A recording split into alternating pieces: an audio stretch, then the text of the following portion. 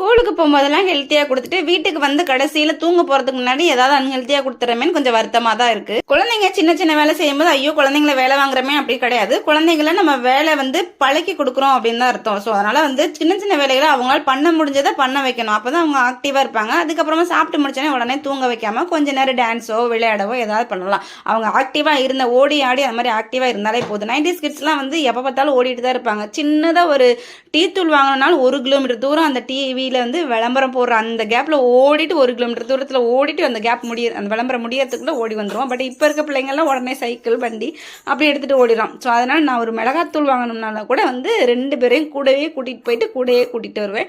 So அப்போ தான் அவங்களும் கொஞ்சம் ஆக்டிவாக இருப்பாங்க. அப்படிங்கிறனால ஈவினிங்கில் அந்த மாதிரி வெளியில் சைக்கிள் விட்டு ஏதாவது பண்ணு ஓடு விளையாடு நொண்டி விளையாடு அப்படின்னு சொல்லி விளையாட வச்சுட்டே தான் இருப்பேன். ஸோ அப்போ அவங்களுக்கு ஆக்டிவாக இருப்பாங்க, கொஞ்சம் சாப்பிடவும் செய்வாங்க.